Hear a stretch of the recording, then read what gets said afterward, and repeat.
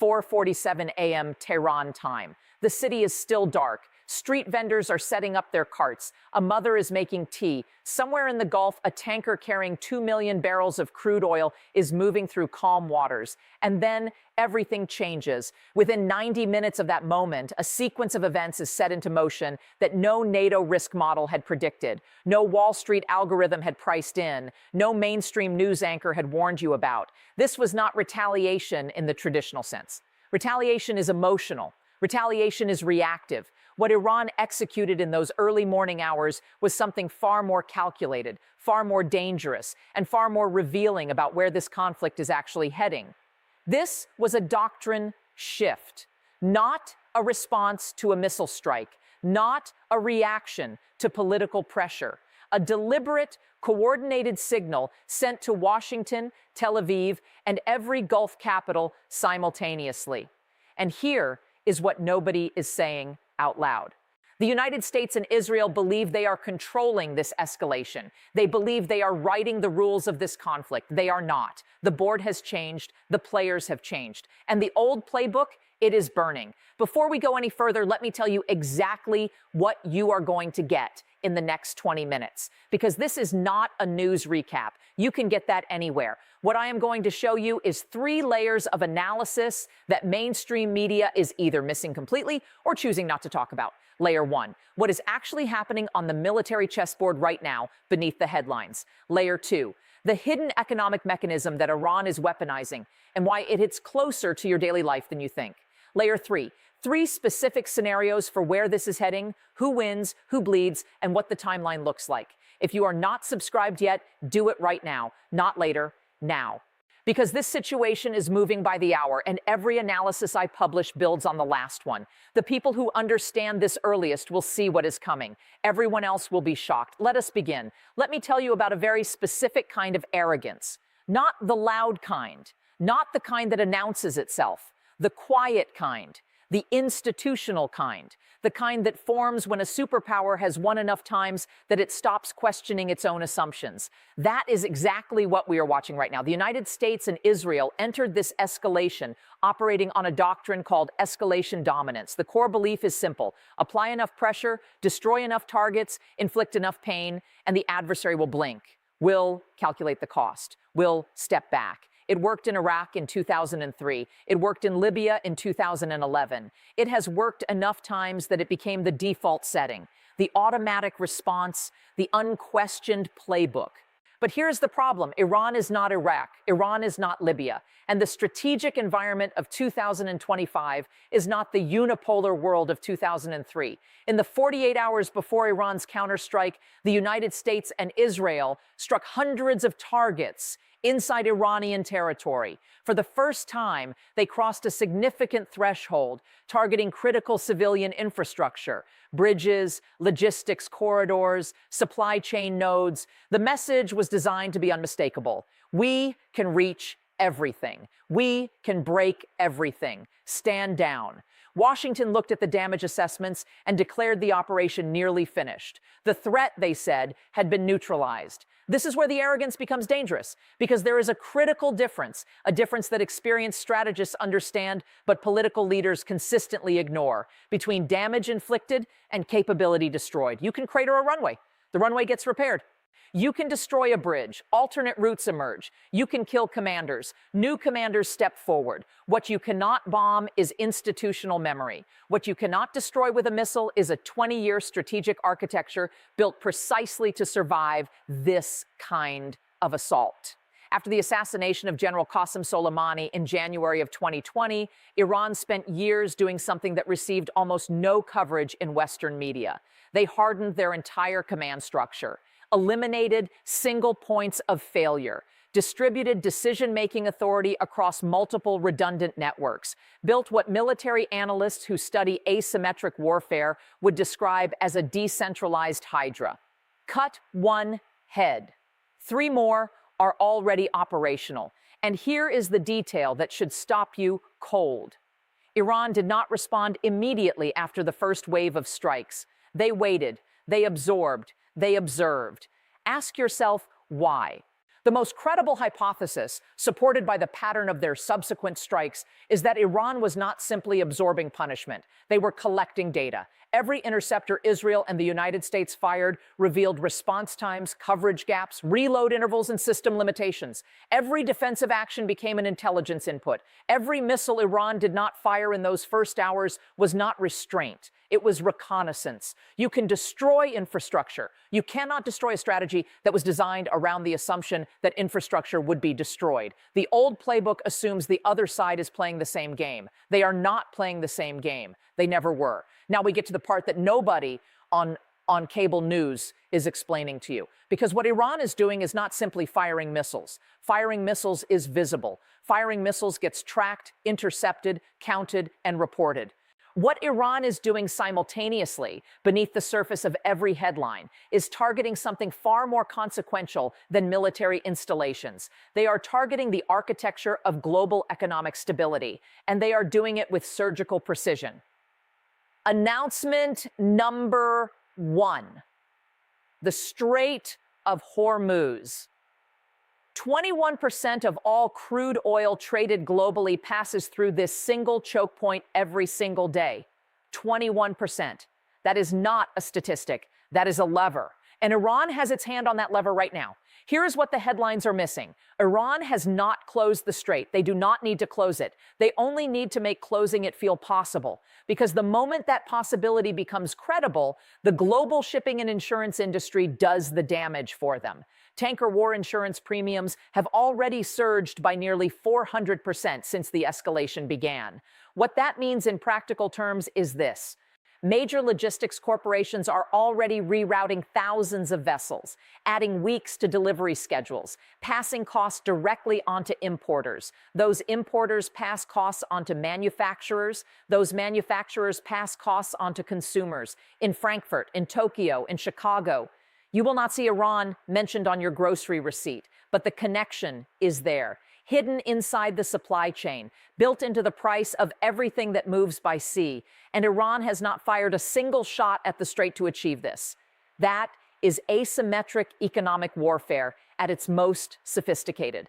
Announcement number 2, the axis of resistance. And I need you to understand something critical here, because Western media consistently misrepresents this. The Houthis in Yemen, Hezbollah in Lebanon, the Popular Mobilization Forces in Iraq. These are not random affiliated groups acting out of regional solidarity. What you are looking at is a 20-year strategic architecture, deliberately constructed, carefully resourced, designed from its inception to function as a distributed pressure network that no single military strike can dismantle. Iran does not need to escalate its own direct strikes to maintain unbearable pressure on Israel and American regional assets. It simply needs to keep this network active and coordinated. And here's why that matters economically, not just militarily. Israel's layered missile defense system, the Iron Dome, the Arrow system, David's Sling, is extraordinary technology. But it operates under a constraint that no amount of engineering can eliminate. It has a finite interceptor inventory, and interceptors are not cheap. Each Iron Dome interceptor costs approximately $50,000. Each Arrow 3 interceptor costs between $1 million and $2 million.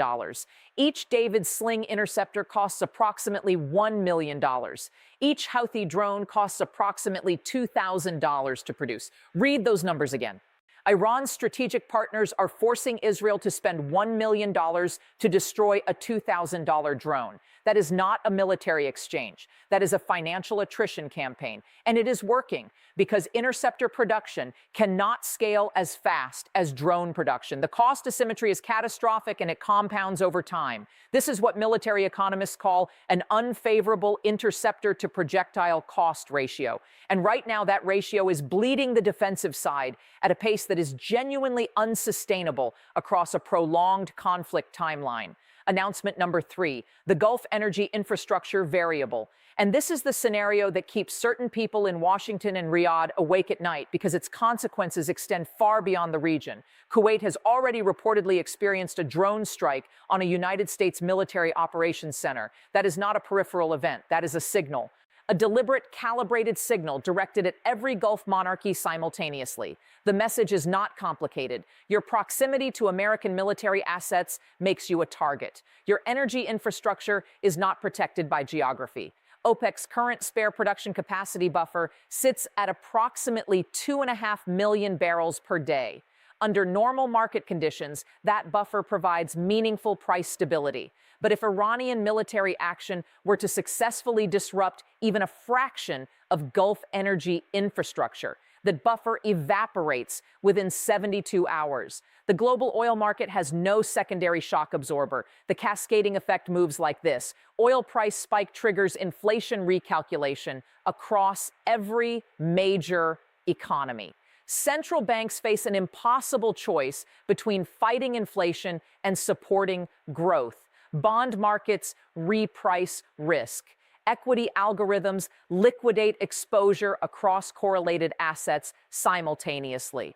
And the Federal Reserve, already navigating $36 trillion in national debt, finds itself managing a wartime energy shock with peacetime institutional tools. This is not speculation. This is the documented sequence from every major oil shock in modern history. 1973, 1979, each time the economic damage exceeded the military damage by orders of magnitude. And here is the variable that completes this picture, the one that almost nobody's discussing publicly. As of the most recent International Atomic Energy Agency reporting, Iran has enriched uranium to 84% purity. Weapons-grade threshold is 90%. That gap is not large. And the question that serious analysts are now asking behind closed doors is deeply uncomfortable. Is sustained military pressure accelerating Iran's nuclear calculus rather than deterring it? Because pressure without a viable off-ramp does not produce surrender. History is unambiguous on this point. Pressure without off-ramp produces desperation, and desperate states with near-nuclear capability make decisions that no risk model can fully anticipate. The choke points are not just geographical, they are psychological, they are economic, they are nuclear, and right now every single one of them is under stress simultaneously. Now let me show you something that rarely makes it into the public conversation, because sometimes the most important signals do not come from the battlefield. They come from the rooms where the people who actually understand power gather to speak honestly, away from cameras, away from press releases, away from the performance of certainty that politics requires. And right now, those rooms are saying something very different from what you are hearing on the news. Analysts and former senior officials whose work appears in publications like Foreign Affairs and whose institutional affiliations include organizations like the Rand Corporation and the Atlantic Council, people who built the frameworks that Washington actually uses to make decisions, have been raising a specific alarm internally. The term appearing repeatedly in their assessments is mission creep.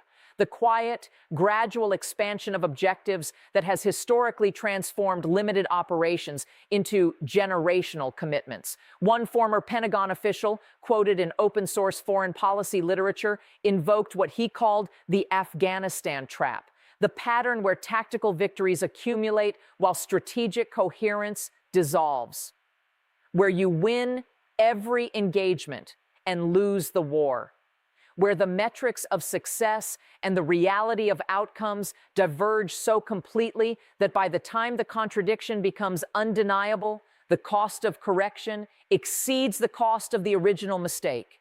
That warning is not coming from Iran's allies. It is coming from inside the architecture of American strategic thinking itself. And then there is the economic dimension.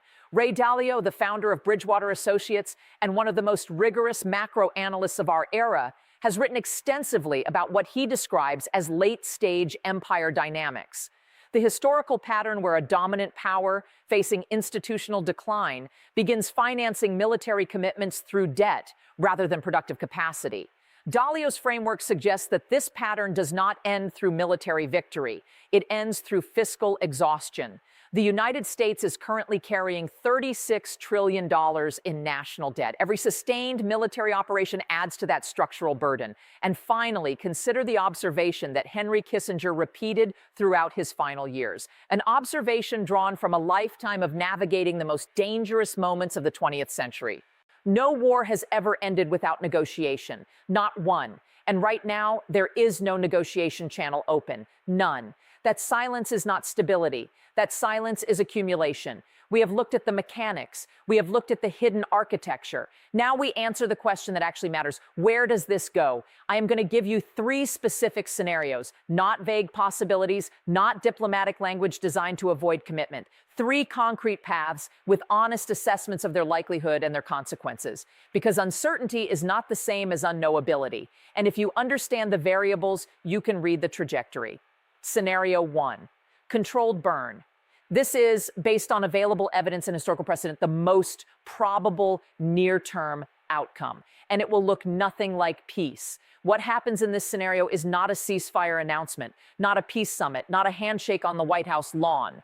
What happens is a coordinated silence. Both sides quietly signal through back-channel intermediaries, most likely Qatar or Oman, who have historically served this function, that the current intensity of exchange is approaching a threshold that neither side can politically manage. The missiles slow down. The drone launches decrease in frequency. The rhetoric remains loud because the rhetoric is for domestic audiences. But the operational tempo quietly de-escalates. In this scenario, nobody declares victory publicly, but the outcome is not symmetrical. Iran will have demonstrated in front of every regional actor watching that it possesses the capability to strike deep into the Gulf, to reach American military assets, to sustain multi-front pressure simultaneously, and to do all of this while absorbing significant infrastructure damage. That demonstration has a strategic value that survives the ceasefire. It rewrites the regional deterrence calculation for the next decade. The United States and Israel will have inflicted substantial damage on Iranian territory, but they will not have achieved the fundamental objective that justified the escalation. Iranian capability will not have been destroyed. It will have been revealed. Scenario 2, cascade failure. This is the scenario that serious risk analysts consider low probability, but existentially consequential.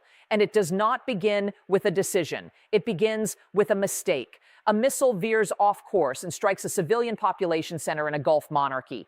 An intelligence report is misread under pressure and triggers a preemptive strike. A naval vessel misidentifies a contact and fires. One miscalculation in an environment already saturated with tension, incomplete information, and automated response systems operating at machine speed. The cascade begins immediately. A Gulf monarchy, suddenly directly attacked, faces an impossible domestic political choice. Saudi Arabia or the United Arab Emirates cannot absorb a visible strike on their territory without responding. Their response pulls in commitments. Those commitments activate treaty obligations. And suddenly you have a regional war that nobody specifically chose, but that everyone's decisions made inevitable. World War I was not planned. It was cascaded. A single bullet in Sarajevo in 1914 activated a network of alliances and assumptions that dragged the entire industrialized world into 4 years of catastrophic destruction. The mechanism is not different today. Only the weapons have changed. In this scenario, oil infrastructure disruption becomes immediate and severe. Global recession within 6 months is not a prediction. It is the documented historical consequence of a conflict of this geographic scope in this particular region. Scenario 3, Iran's strategic retreat. This is the scenario Washington is hoping for.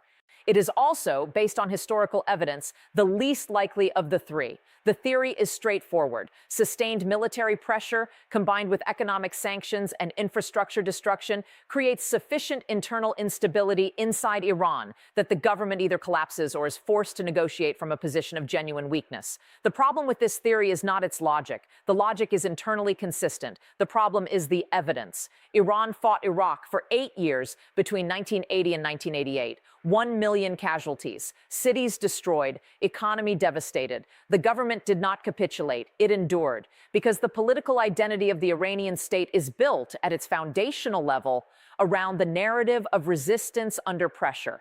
External military pressure does not weaken that narrative. It reinforces it. The regime's survival mechanism is not prosperity. It is defiance. This means that the scenario most convenient for Washington's strategic objectives is simultaneously the scenario most contradicted by 100 years of Iranian political behavior. 3 paths, 1 probable, 1 catastrophic, 1 unlikely. The question is, which variables shift between now and the next 72 hours? Let me leave you with something that goes deeper than today's headlines, because conflicts like this one do not emerge from nowhere. They are the visible surface of forces that have been building for decades. And if you only watch the missiles, you will miss the meaning. There is a principle that every serious student of history eventually confronts. It is not taught in political science programs. It is not printed in strategic doctrine manuals, but it is present in every major conflict from the Peloponnesian War to the present moment. The side that can absorb pain longer always outlasts the side that can only inflict it. Read that again. Not the side with superior weapons, not the side with the larger economy, not the side with the more sophisticated military technology, the side that can absorb pain longer. Rome did not fall to a stronger empire. It exhausted itself maintaining the infrastructure of dominance across a geography that had become too vast, too complex, and too expensive to hold. The Soviet Union did not lose the Cold War on a battlefield. It lost it in a spreadsheet. Napoleon did not fail because his army was weak. He failed because he confused the ability to advance with the ability to sustain. The United States has the most powerful military in human history. That is not in question. What is in question is something different. What is in question is whether military superiority in the conventional sense is the relevant variable in a conflict defined by asymmetric economics, distributed proxy networks, choke point leverage, and a nuclear threshold that is narrowing by the month. This conflict will not be decided by who has the better missile. It will be decided by who can endure the chaos longer without their internal systems fracturing. And right now, that question does not have a clear answer. So I want to ask you something directly. And I want you to think carefully before you answer, because your answer reveals something about how you understand power, history, and the mechanics of how the world actually works. If scenario 2, the cascade failure, begins to unfold in the next 30 days, which country gets pulled into this conflict first, against its own intentions, and why? Leave your answer below. Build the argument. Challenge the other answers you find there, because the quality of that conversation matters. In a flood of noise and reaction, genuine analysis is the only thing that actually helps anyone navigate what is coming. Subscribe if you are not already here, because this is not the last development. It is not even close to the last development. The narrative is still being written, and the person who understands the narrative earliest is never the one who is surprised by what comes next. De-escalation.